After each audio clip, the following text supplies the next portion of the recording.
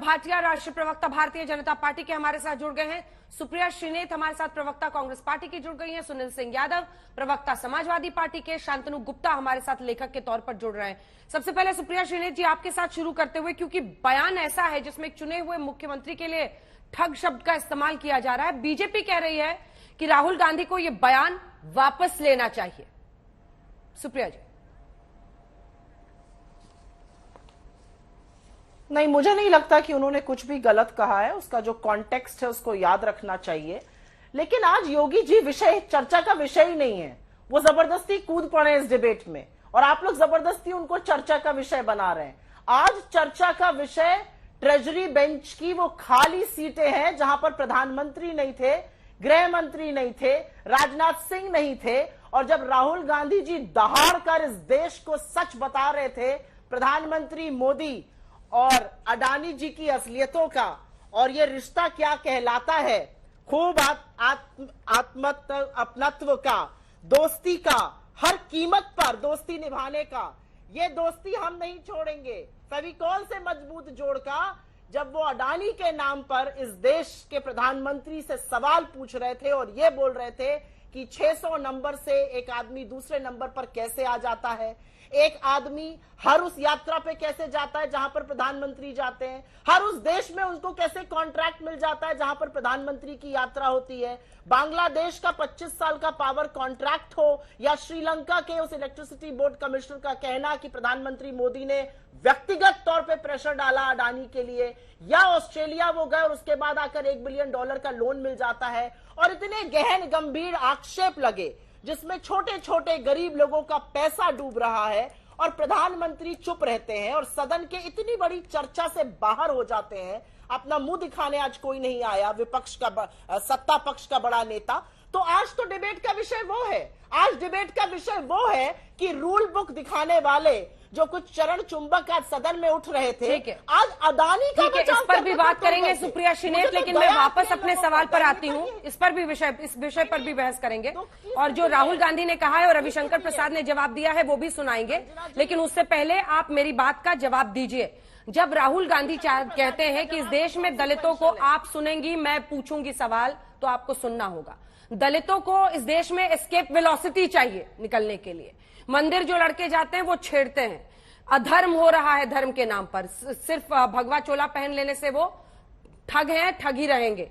ये सब बयान की क्या जरूरत है? यूपी क्या, अब उत्तर प्रदेश कोई मुद्दा ही नहीं है आपके लिए? यूपी अब इंपॉर्टेंट नहीं है? इस पर जवाब तो दीजिए। बीजेपी कह रही है वापस ले अपना बयान। आप क्या बात कर रही हैं? यूपी इंपॉर्टेंट है। हाँ। इसीलिए हम ये बोल रहे हैं कि जिस नाथ संप्रदाय को मेरे जैसे लोग मानते हैं, जो उस तरफ से आते हैं पूर्वांचल से, उस नाथ संप्रदाय का एक्चुअली योगी जी जिस तरह के बयान देते हैं वो बेइज्जती कर रहे हैं। लेकिन मैं फिर से कहूंगी, आज स्टोरी वो नहीं है, आज चर्चा का विषय वो नहीं है। आज चर्चा का विषय है कि हर ओर अडानी क्यों नजर आते हैं और बड़े बड़े शोध के लोगों को रिसर्च क्यों करनी चाहिए कि सरकार और एक पीएम के दोस्त की क्या कहानी है और कैसे वो योगी आदित्यनाथ के बोल को सही ठहरा रही हैं। जवाब दीजिए गौरव भाटिया जी।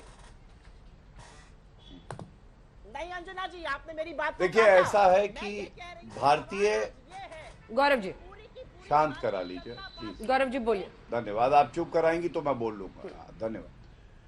देखिए, भारतीय राजनीति का सबसे बड़ा ठग्गू परिवार गांधी परिवार है और सबसे बड़ा ठग कौन है? राहुल गांधी है। मैं आपको वजह बताता हूं क्यों। आप याद करिए, एक ठगबंधन बना था। पहले राहुल गांधी 2017 के उत्तर प्रदेश के चुनाव में बोले 27 साल यूपी बेहाल, और उसके बाद क्या हुआ था? वो जाके जो बेहाल कर रहा था उत्तर प्रदेश को, पंचर साइकिल वाले अखिलेश यादव, उस पंचर साइकिल पे जाके बैठ गए थे। तो जनता को ठगने का प्रयास तो ठग्गूमल राहुल गांधी ने किया था, और हश्र क्या हुआ था वो हम सब जानते हैं। जब जनता को ठगने का प्रयास किया तो इनकी 7 सीटें आई थी अंजना जी, और योगी आदित्यनाथ जी मुख्यमंत्री बने, जनता का आशीर्वाद मिला। फिर 2022 में क्या हुआ? 2022 में हम सब जानते हैं किस तरह से इन्होंने फिर से बयान दिया योगी आदित्यनाथ जी के खिलाफ। इन्होंने कहा कि ये नफरत फैलाता है, ये योगी कैसा है। जनता ने कहा नफरत योगी जी नहीं फैलाते हैं, नफरत आप फैलाते हैं जब आप कहते हैं भगवान राम काल्पनिक है। जैसा आपने भी बताया, जब आप कहते हैं कि लड़के हिंदू लड़कियां छेड़ने मंदिर में जाते हैं तो नफरत फैलती है। और इनका हश्र क्या हुआ? अभी बात कर रही थी, कूद के योगी जी आ गए, आप मर्यादित भाषा बोल रही थी। कूद के आपको मालूम है अमेठी से वायनाड कौन भागा था? वो राहुल गांधी हैं। और मैं इतना ही कहूंगा, समाजवादी पार्टी हो चाहे कांग्रेस पार्टी हो, ये लोग हिंदुओं की भावनाओं को आहत करते हैं।